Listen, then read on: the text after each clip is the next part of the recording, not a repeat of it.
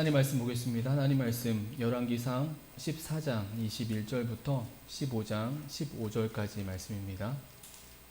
구약성경 열왕기상 14장 21절부터 15장 15절까지 말씀입니다. 우리 한 절씩 교독하겠습니다. 제가 먼저 21절부터 읽겠습니다.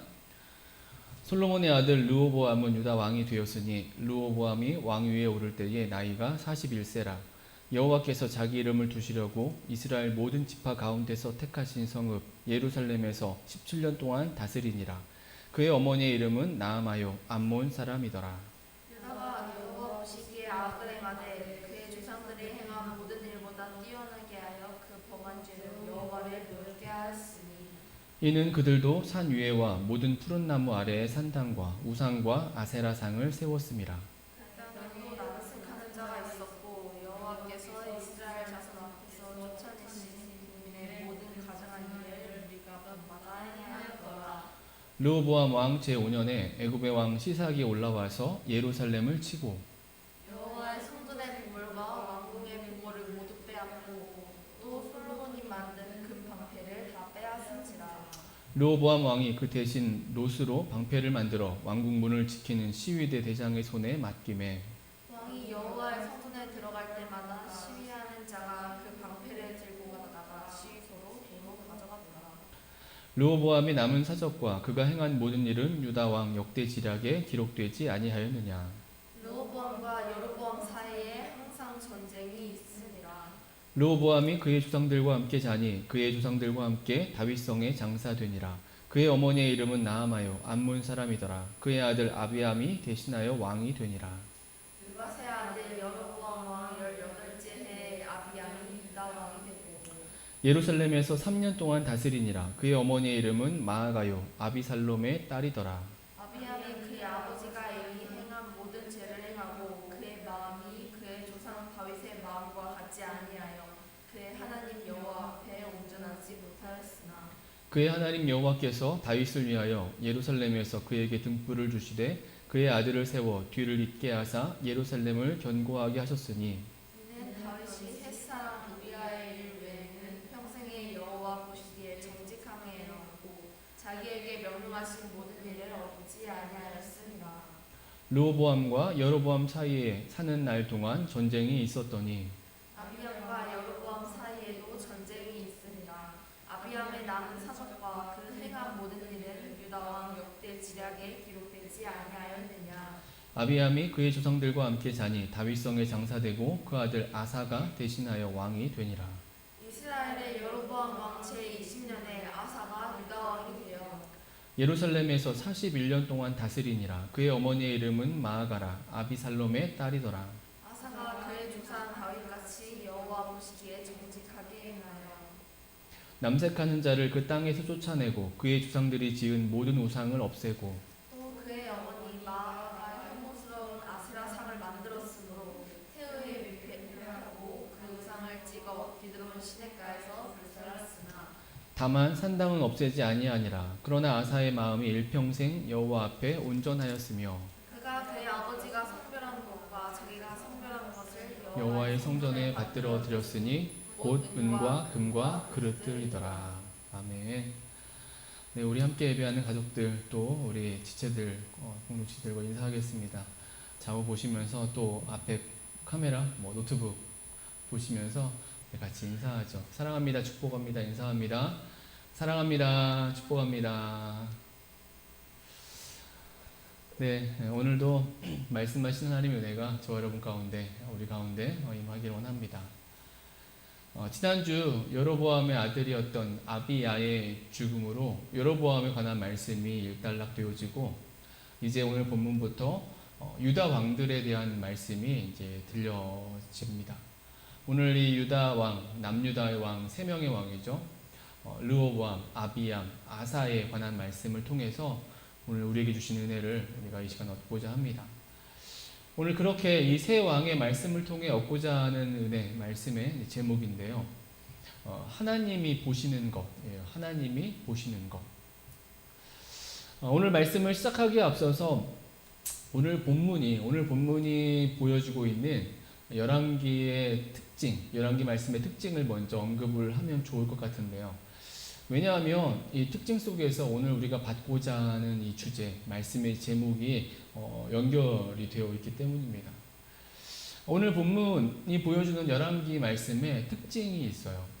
일단 그 첫째가 이 열왕기가 보여주는 왕들의 이름이에요. 왕들의 순서입니다. 열왕기 말씀은 우리가 앞에서 나누어 왔듯이 솔로몬 이후에 남유다와 북이스라엘로 나누어지죠. 그리고 그 시작의 말씀으로, 북이스라엘 시작의 말씀으로 여로보암의 말씀이 이렇게 들려졌었어요. 그리고 그 다음으로 이제 오늘 본문 우리가 보고 있는 이 남유다의 왕들 르호보암, 그의 아들 아비암, 그리고 또 아사 이렇게 등장을 하고 있죠. 그리고 이제 다음 말씀인데요. 이 아사에 대한 말씀 이후에는 16장 25절부터 보면은 다시 북이스라엘 왕들의 이제 등장을 합니다. 나답, 또 그 다음인 바사, 엘라, 시므리, 오므리, 아합까지 이렇게 이제 말씀이 이어집니다. 이러한 이 왕들의 이름, 왕들의 순서가 가진 의미가 무엇일까라는 것이죠. 북이스라엘 초대 왕이었던 여로보암의 말씀 이후에 남유다의 3명의 왕이 등장을 하고, 그리고 그 다음엔 다시 북이스라엘의 6명의 왕이 이렇게 언급되는, 등장하고 있는 그 이유. 오늘 말씀을 보면서 오늘 본문에 르호보암의 말씀이 있지만 생각해 보니까 우리가 앞에서 르호보암의 말씀을 이미 들었는데 라고 이렇게 기억하시는 분이 있으실 거예요. 12장에 르호보암의 말씀이 있었습니다. 그래서 왜 르호보암이 또다시 오늘 본문에 또 이렇게 들려주고 있는 걸까? 라고 생각할 수도 있는데요. 앞에 12장은 아직까지 하나된 왕국의 의미 안에서 솔로몬의 죽음 이후에 이제 르호보암이 하나의 왕국에서 왕이 되어지는데, 그 르호보암이 어떻게 나라를 다스릴 것인지 백성들이 찾아와서 묻고 답을 하면서 이제 여로보암의 그 북이스라엘이 시작되는 그 배경 속에서 들려진 말씀이라고 우리가 보는 것이 더 맞을 거예요. 본격적으로 열왕기의 저자가 보여주고 있는 왕들의 이야기가 아닌 북이스라엘이 시작할 수밖에 없는 그 배경으로서 르호보암의 어리석음이 등장했다라는 것이죠. 여튼 왜 이런 식으로, 이런 순서로 말씀이 들려지는가라는 것이죠. 북이스라엘 여로보암이 먼저 들려지고, 그 다음에 남유다의 새 왕의 말씀이 들려지고, 다시 또 북이스라엘로 올라가서 6명의 왕이 들려지는데, 이러한 왕들의 순서가 조금은 왜 그럴까라고 우리는 궁금을 갖게 된다라는 거예요. 여러분, 그런데 이렇게 나열되고 있는 이유가 있습니다. 이것은 북이스라엘과 남유다를 번갈아서 보여주고 있는 거예요. 그래서 남유다와 북이스라엘의 왕국을, 그 당시의 상황을 동시대적으로 보여주는 방법이라는 것입니다. 그런데 동시대를 보여주면서 왕들의 이름이 남유다는 3명, 북이스라엘은 6명이 등장을 하는, 이렇게 왕국별로 다른 왕들 숫자가 등장하는 이유는 뭐냐? 이 방식이 이렇게 동시대를 보여주는데, 그 방식이 한 왕국에 먼저 한 왕의 통치 기간을 보여주고 있고, 그리고 그 왕의 통치 기간 동안에 있었던 다른 왕국의 그 왕들의 통치를 보여주는 이런 방식을 보여주고 있기 때문에 그래요. 화면을 보시면은 제가 그림 하나를 가져왔는데, 이게 남유다와 북이스라엘의 왕들의 연대기입니다. 열왕기가 보여주고 있는 연대기예요. 근데 보시면은 오른편은 북이스라엘이고 왼편은 남유다 왕국인데요. 왕들이 똑같은 시기, 똑같은 기간을 통치한 것이 아니라 여로보암은 22년을 통치합니다. 근데 그 22년을 통치할 동안에 남유다의 왕이 3명이 바뀌어져요. 르호보암이 17년을 다스리고, 그 다음에 그의 아들 아비암이 3년을 다스리고, 그리고 이제 아사가 왕이 돼서 또 아사가 긴 시간을 다스린다라는 거예요. 이런 방식이에요. 그러니까 르호보암의 통치 기간 동안에 먼저 르호보암에 대한 말씀이 들려지고 있고, 그런 다음에 그 기간 동안에 유다의 왕들의 이야기를 보여주기 위해서 그 당시에 있었던 왕. 그래서 아사가 왕이 된 다음에는 아사가 혼자 왕을 긴 시간 동안에 왕을 할 때에 북이스라엘은 6명의 이제 왕들이 바뀌지는, 왕권이 바뀌는 이런 상황들을 보게 된다는 것입니다. 이런 것 때문에 3명, 6명, 남유다, 북이스라엘 왔다 갔다 하면서 말씀이 전개되고 있다라는 거예요. 여러분, 그런데 이 모습이, 이것이 열왕기의 특징을 보여주고 있는 거예요. 한마디로 하나님의 관심이라는 것입니다.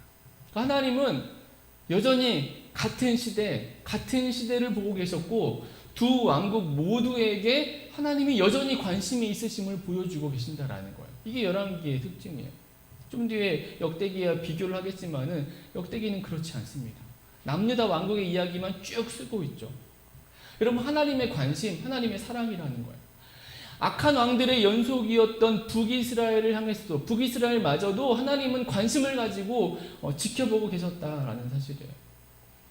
여러분, 이렇다는 것은 지난주에 들었던 말씀처럼 하나님은 계속해서 기회를 주고 계셨다라는 것을 우리가 알 수 있는 것이죠. 하나님 나라를 향해, 세워진 하나님 나라를 향해 하나님의 사랑과 관심이 이렇게 드러나지고 있다는 거죠. 여전히 지켜보시고 기회를 주고 계신다라는 거예요. 이 하나님의 일하심은 오늘 우리 가운데 이 마지막 때에도 여전히 동일한 줄로 저는 믿습니다. 하나님 우리의 삶을 지켜보고 계신다라는 거예요. 지켜보고 계시고 동시에 계속해서 기회를 주고 계시다라는 거예요. 우리에게 주어진 또 한 주를 이어가면서 하나님이 여전히 우리를 보고 계시고 나를 보고 계시고 우리의 가정을 보고 계시고 우리의 기업을 보고 계시는 걸 기억하고 그 기회를 붙들고 주시는 그 기회를 붙들고 다시 우리의 삶에서 은혜를 회복하고 하나님 앞에 나아가는 그런 믿음의 회복의 은혜가 우리 가운데 있어지게 되길 주님의 이름으로 축원합니다. 여러분, 이런 특징과 함께 또 하나의 특징이 있는데 열왕기의 특징, 오늘 본문이 보여주는 특징은 열왕기는 실제 왕들에 대해서 그렇게 구체적으로 말씀하지 않고 있다라는 거예요. 오늘 우리가 읽었는데요. 14장 29절 우리 같이 한번 읽겠습니다. 14장 29절 같이 읽습니다. 르호보암의 남은 사적과 그가 행한 모든 일은 유다왕 역대시락에 기록되지 아니하였느냐. 또 15장 7절도 있습니다. 아비암과 여로보암 사이에도 전쟁이 있으니라. 아비암의 남은 사적과 그 행한 모든 일은 유다왕 역대시락에 기록되지 아니하였느냐. 아까 도표를 보았듯이 르호보암, 아비암은 각각 17년, 3년을 다스렸어요. 분명 이 17년, 3년의 기간 동안에 여러 가지 사건들이 있었을 것입니다. 오늘 본문에도 조금은 등장하고 있죠. 르호보암 때는 애굽왕 시삭이 쳐들어왔다라고 하고, 르호보암 또 아비암 때 동일하게 북이스라엘이 여로보암과 여러 차례 전쟁이 있었다라고 이렇게 말씀을 하고 있지만, 분명 이러한 말씀보다 더 많은 사건들이 17년, 3년 동안에 있었을 거라는 것이죠. 하지만 오늘 본문은 그 남유다 왕들에 대해 말씀하면서 그 사건들을 자세히 언급하고 있지 않아요. 대신에 이렇게 말씀하고 있죠. 남은 사적과 그 행한 모든 일은 유다왕 역대지략에 기록되었다. 지금은 전해지지 않은 책이지만은 이 유다왕 역대지략에 보면은 각 왕들의 정치적인, 경제적인, 군사적인 그런 업적들이 다 기록되어 있으니 왕들의 역사가 궁금하면 그 역대지략을 봐라. 이런 것이 성경에 지금 의미가 되는 거예요. 즉 이렇다는 것은 이 열왕기서는 단순히 왕들의 통치, 업적, 그 내용에 관한 것보다 하나님의 특별한 관심 속에서 지금 말씀되어지고 있음을 우리가 볼 수 있다라는 거예요. 열왕기서의 특징입니다. 열왕기의 특징입니다. 단순한 왕들의 역사의 기록이 아니라 하나님 나라로서 하나님께서 어떻게 이 나라를 보시는지, 이 나라를 세우시고 인도하시는 가운데 하나님께서 하나님 나라를 향한 특별한 관심 속에서 들려주고 있는 내용이 열왕기의 말씀이 된다라는 거예요. 여러분, 그렇기 때문에 열왕기의 특성은 우리가 나중에 보게 될 역대기의 말씀과 분명하게 대비가 돼요.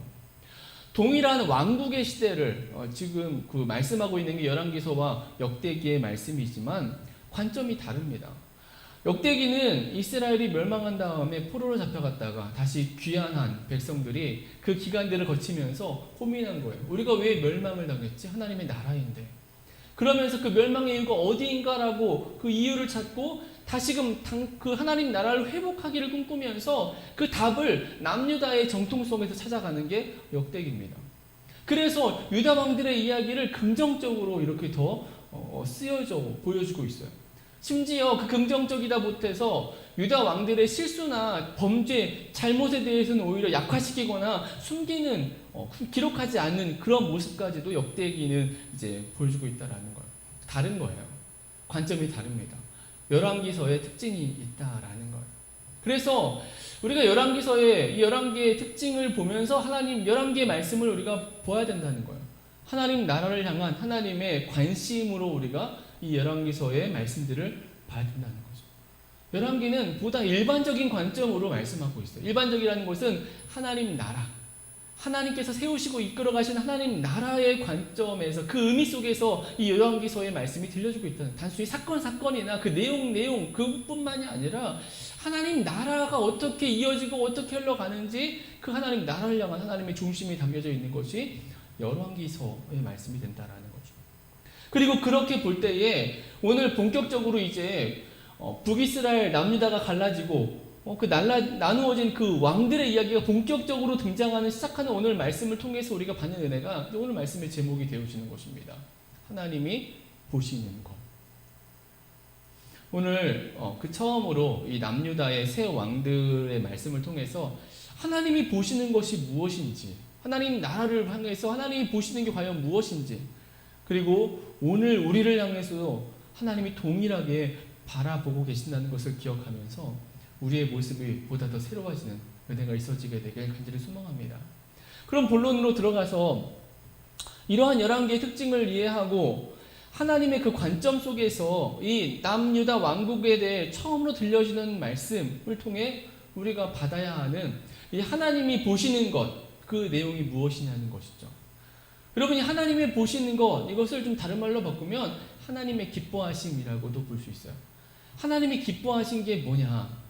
인생들의 그 역사, 북이스라엘이나 남유다의 그 역사 하나하나를 구체적으로 따지거나 논하지 않고 하나님께서 그들의 역사를 축약시켜서 요약시켜서 말씀하시는 이 열왕기 말씀 가운데 하나님이 보여주고자 하는, 하나님 우리에게 알게 하고자 하는 하나님의 기뻐하심이 과연 무엇이냐라는 거예요. 일단 오늘 본문에 이 르호보암, 아비암, 아사 길지 않은 우리가 말씀 자체로는 그래도 20절 넘게 읽었으니까 긴 본문이지만 이들의 그 실제 통치 역사 속에서 보면은 이렇게 요약된 것은 너무나 짧게 언급되고 있는 것이죠. 이렇게 짧은 말씀 속에서 우리가 직관적으로 우리는 알 수 있는 게 있어요. 오늘 본문을 읽으면서. 그것은 이 새 왕에 대한 평가라는 거예요. 평가의 말씀이 들려주고 있다는 거예요. 그러니까 새로운 북이스라엘이 시작되어서 그 하나님의 위대한 역사가 시작되었지만 그 처음부터 무너졌잖아요. 우리가 말씀 들었듯이. 무너지는 그 시기 동안에 그러면은 다윗의 후손들로 이어지고 있는 남유다는 어떠했는가? 라고 했을 때에 그 다윗의 후손으로 세워진 남유다 왕국이 보여주는 평가가 있다는 거예요. 우리는 성적표를 보게 된다는 것입니다. 오늘 본문 속에. 그런데 그 성적표가 좀 애매합니다. 남유다 왕국에.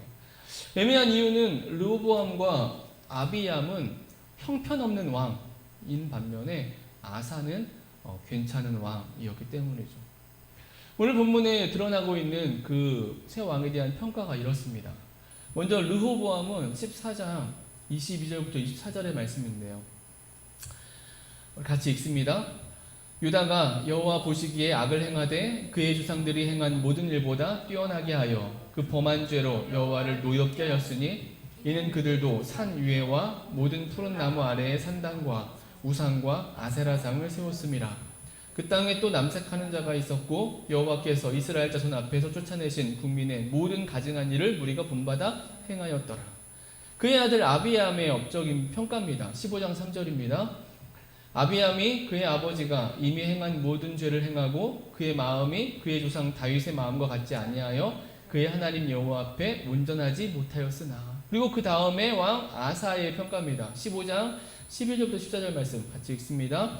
아사가 그의 조상 다윗같이 여호와 보시기에 정직하게 행하여 남색하는 자를 그 땅에서 쫓아내고 그의 조상들이 지은 모든 우상을 없애고 또 그의 어머니 마아가가 혐오스러운 아세라상을 만들었으므로 태후의 위를 패하고 그 우상을 찍어 기드론 시냇가에서 불살랐으나 다만 산당은 없애지 아니하니라. 그러나 아사의 마음이 일평생 여호와 앞에 온전하였으며. 르호보암과 아비암은 여호와 보시기에 악을 행한 반면에 아사는 여호와 보시기에 정직하게 행한 것입니다. 그래서 이 세 명을 한꺼번에 평가하기는 어려워요. 애매합니다. 여러분, 그런데 이 세 명의 평가, 이 애매한 평가, 이 성적이 분명하게 우리에게 깨닫게 하고 보여주는 것이 있다라는 거예요. 그것이 이 평가의 기준이에요. 하나님이 보시는 관점입니다. 왕들이 이루었던 어떤 대단한 성과나 업적이나 그런 사건이 아니라 하나님은 보시는 게 있어요. 하나님 나라를 향해서 하나님은 보시는 것이 있고 그것으로 평가하고 계심을 우리가 이 본문을 통해 알 수 있다는 것입니다. 그것이 하나님의 기뻐하심이라는 거예요. 하나님의 기뻐하시는 것을 통해서 평가하고 있다라는 것이죠. 다시 말해 오늘 본문에 이 남유다 왕국의 세 명의 왕들에 대한 이 말씀은 특별히 북이스라엘의 여로보암의 통치 기간 동안에 무너져가는, 시작부터 무너져버린 그 통치 기간 동안에 남유다 왕국은 어떻게 하나님의 관심 안에 들고 있는지, 하나님의 기뻐하심에 들고 있는지, 어떠한 삶이 하나님을 기쁘시게 했는지 이것을 보여주고 있는 것이 오늘 본문의 세 왕들에 대한 말씀이 되어진다는 것이죠. 그럼 오늘 본문이 보여주고 있는 그 하나님의 기뻐하심의 구체적인 내용, 하나님은 무엇을 이들을 통해서 기뻐하셨는가?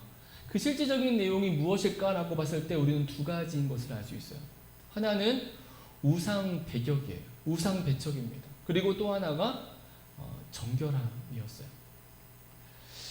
이 세 왕들에 대한 평가는 단적으로 우리에게 이제 보여주고 있어요. 대체 무엇이 그들에게 평가의 내용이고 기준인가? 다른 것으로, 다른 내용으로 평가하고 있지 않습니다. 좀 전에 말씀을 읽었듯이 첫 번째가 우상이에요. 우상 숭배, 우상에 대한 자세, 모습이에요. 아비암은 아버지 르호보암을 따랐다라고 말씀하고 있었어요. 근데 그 르호보암의 모습이 아까 14장 23절에서 보았듯이 우상 숭배였어요. 14장 23절에 산 위에와 모든 푸른 나무 아래에 세운 산당과 우상 아세라 상, 이것이 바로 그것이었습니다.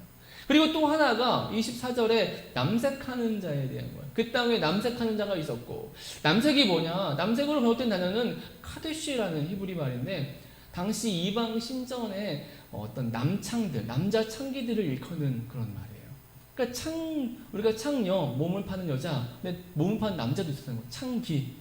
여러분, 이것이 의미하는 것은 남색하는 자가 있었다라는 것은 성적인 타락과 문란함을 이야기하고 있다라는 거예요. 즉 르호보암과 아비암은 우상을 숭배했고 남창들의 활동을 인정함으로 하나님 앞에서 무너진 모습을 드러냈다라는 거죠. 그런데 그런 반면에 아사는 열왕기상 15장 12절에 이렇게 말씀합니다. 남색하는 자를 그 땅에서 쫓아내고 그의 조상들이 지은 모든 우상을 없애고, 아사는 우상을 배격하고 남색하는 자를 다 쫓아냈다. 쫓아내므로 하나님의 기뻐하심을 드러냈다는 거예요. 그래서 하나님의 인정을 받고 있다는 것이죠. 그리고 오늘 본문이 보여주는 실제 내용이에요. 하나님이 보시는, 하나님 나라 안에서 하나님이 보시는 기뻐하시는 것입니다. 평가의 기준이고 핵심인 것이죠. 여러분, 우상을 배격한다, 우상을 배척한다, 이것은 뭐 이렇게 바꿀 수 있을 거예요. 오직 하나님만을 섬긴다는 거겠죠. 오직 하나님만을 섬김을 말하는 것이죠. 남색한 자를 쫓아낸다, 이것은 뭐 말씀드렸지만은 정결함을 얘기한 거예요. 거룩함을 얘기한 것입니다. 하나님 백성으로서의 정결함, 정결한 삶을 말한다라는 거예요. 하나님은 그것을 보셨다라는 거예요. 그것을 보신다라는 거예요.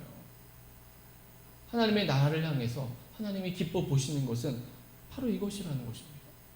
이것이 북이스라엘의 여로보암이 무너뜨린, 시작부터 무너뜨린 하나님의 그 영광을 무너뜨린 그것에 대비되어서 하나님이 보여주고 계시는 하나님의 중심이 되어진다는 거예요. 우상 배격, 남창을 쫓아내, 즉 하나님만을 섬김과 하나님 앞에서의 정결함, 이것이 하나님이 보시는 관점, 중심이라는 거죠. 여러분, 이 우상을 배격하는, 하나님을 섬기는 것, 남창을 쫓아내는 것, 하나님 앞에서의 정결함, 여러분 이것을 조금 더 쉽게 오늘의 단어로, 한 마디로 표현하면 어떻게 바꿀 수 있을까요? 우리가 자주 사용하는 단어입니다. 삶이라는 거예요. 삶. 그러니까 하나님 나라의 삶. 하나님 나라 안에서 실제 살아가는 그 모습, 하나님은 그것을 보신다는 거예요. 하나님 백성다움의 모습. 하나님 나라로서 그 나라가 얼마나 힘이 있고 권세가 있고 그래서 확장되어져 가고 뭐 주변 나라를 복속시키고, 그거 하나님께서 주시는 은혜 가운데 되어진 일이지, 하나님은 그것을 인생들이 이루거나 그것을 뭐 행하거나 그것을 기뻐하시지 않는다는 거예요. 하나님은 하나님 나라 안에 있는 그 백성들의 삶, 그 삶이 어떠한가를 보셨다라는 거예요. 여러분, 이 하나님의 관심은 오늘 이 시대에도 우리에게도 동일합니다. 하나님 나라를 향해 그 나라를 살아가는, 그 삶을 살아가는 백성들을 향해서 하나님이 보시는 기준 동일하다는 거예요. 하나님의 기뻐하심은 여기에 있다라는 것입니다. 전쟁에서 승리하고 큰 수확을 얻고 많은 것들을 이루고 세우고, 하나님은 그렇지 않아요. 여러분, 창세기에 가인의 후손과 아벨의 후손, 셋의 후손에 대한 말씀을 우리가 잘 아는 말씀입니다. 객관적으로 비교해 보면은 가인의 후손이 더 뛰어나죠. 왜냐하면 가인의 후손들은 문명의 조상들이 시작됐기 때문에 그래요. 음악의 조상, 기구의 조상, 목축의 조상, 그런 것들을 시작한 사람이 하다못해 성을 지었어요. 도시를 지은 게 가인의 후손들입니다. 그것이 쓰여져 있어요. 그런데 그에 반해서 셋의 후손의 족보를 보면은 그런 내용 하나도 없잖아요.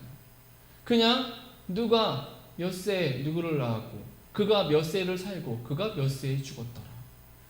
그가 몇 세에 태어나고, 몇 세를 살고, 몇 세에 죽었더라. 이 연속이에요. 물론 그 중에 가다가 특별하게 에녹이나 노아에 대한 말씀들이 조금 사건이 있긴 하지만은, 여러분, 그것은 우리에게 보여주는 게 하나님의 관심이라는 거예요. 하나님의 관심은 그렇게 업적이나 성과가 아니라 하나님의 백성이 살아가는 모습이에요. 하나님의 마음에 흡족하게 살아가는 모습. 하나님 그것만 보시는 거예요. 그가 이만큼 이렇게 살았어. 하나님의 뜻을 따라서. 하나님의 백성답게. 여러분, 오늘 우리가 이 마지막 때에 살아가야 될 하나님 나라의 백성의 모습도 이와 마찬가지라는 것입니다. 하나님이 기뻐하시는 이 기준, 관심을 보고서 우리가 정말 하나님 앞에 온전함으로 서 있는지, 내가 정결한 백성으로 서 있는지, 하나님만을 전적으로 신뢰하고 따르고 있는지, 하나님은 그것밖에 안 보신다라는 거예요. 다른 모습들이 아니에요. 내가 가진 것이나 내가 가지게 될 것이나 내가 세상 속에서 드러내 보일 어떤 명예나 영광이 아니라 그저 하나님 믿는 백성으로서 하나님 온전히 섬기고 하나님 예배하고 하나님 백성답게 정결함, 거룩함을 유지하고 살아가는가, 여기에 하나님의 관심과 중심이 담겨져 있다라는 것이죠. 여러분, 분국적인 왕들의 이야기를 시작하면서 이 세 명의 왕을 통해서 우리가 보게 되는 것은 바로 이거예요. 다른 이야기가 아닙니다. 하나님이 이 왕들의 삶을 이렇게 요약하고 평가하고 있다라는 거예요. 하나님을 제대로 섬겼는지, 우상 숭배하지 않았는지, 하나님만을 섬겼는지, 하나님 백성이라면서 정결함을 유지했는지, 거룩함을 지키고 살아냈는지, 하나님 그것을 본다는 거예요. 다른 많은 조건과 많은 상황들을 보지 않으시고, 오늘 우리의 모습을 돌아보면서 우리에게 주어진 한 주를 다시 시작해 나가는 은혜가 있어지길 소망합니다. 하나님이 보시는 건 그거예요. 내가 얼마나 대단해지고, 내가 얼마나 많은 것들을 갖추고, 내게 어떤 것들이 있어지고, 하나님의 관심은 거기에 있지 않습니다. 하나님만을 온전히 섬기고 있는지, 하나님만을 온전히 기억하고 있는지, 그렇기 때문에 하나님 앞에서 정결함으로, 거룩함으로, 경건함으로 서 있는지, 하나님 그것을 보신다는 거예요. 하나님 백성으로 살아가기가 참 힘든 시절에 우리가 서 있습니다. 다른 이유가 아니에요. 하나님보다 인간이 우선하는 시대에 서 있기 때문에 그렇습니다. 다른 환경적인 방해, 이게 문제가 아니에요. 우리가 코로나 때문에 이렇게 비대면 예배를 드리고 있고, 대면 예배를 드리지 못하는 그런 어떤 환경 속에 처해 있고, 그래서 대면 예배를 꼭 드려야 한다고, 정부랑 싸워야 한다고, 그들의 그 중심은 뭔지는 알겠지만은, 여러분, 그게 문제가 아니라는 거예요. 그게 문제가 아니라 하나님이 정말 원하시는 것은 내가 골방에서 예배를 드릴지라도, 가정에서 그냥 어지러운 그런 방 안에서 사무실에서 예배를 드릴지라도 그 중심이 우상을 숭배하지 않는 하나님만을 전적으로 소망하고 바라보고 있는지, 그리고 그 예배 자리에 나오면서 내가 정말 거룩하고 정결함으로 서 있는지, 하나님은 그것을 보신다는 거예요. 거기에 하나님이 보시는 중심과 관점이 있다라는 것입니다. 우리는 이런 시대 속에서 다른 게 아니라 인간이 하나님보다 우선되는 시대 속에 서 있어서 우리의 중심이 흔들리고 하나님 앞에서 무너지는 시대 속에 서 있다라는 거예요. 우리에게 주어진 또 한 주를 이어가면서 다른 게 아니라 하나님의 기뻐하심, 하나님의 만족하심이 드는 그런 모습으로 서가는 우리의 모습이 있어지길 소망합니다. 우리의 영성이 그러하길 소망하고요. 우리의 가정들이 그러하길 소망하고 우리의 기업이, 우리의 공동체가 우상이 아닌, 우상은 다른 게 아니에요. 우리가 의지하고 기댈 만한 것입니다. 바라는 것이죠. 그것이 아니라 오직 하나님만을 기대고 바라고 경배하고 그렇기 때문에 하나님 백성다움을 잃어버리지 않는, 하나님 백성답게 정결함을 지키고 살아가는 그러한 모습으로 우리에게 주어진 또 한 주의 삶을 살아가는 저와 여러분 우리 그 공동체 교회가 되어지게 되길 주님의 이름으로 축원합니다. 우리 같이 기도합니다. 우리에게 주어진 또 한 주를 오늘 이어갑니다.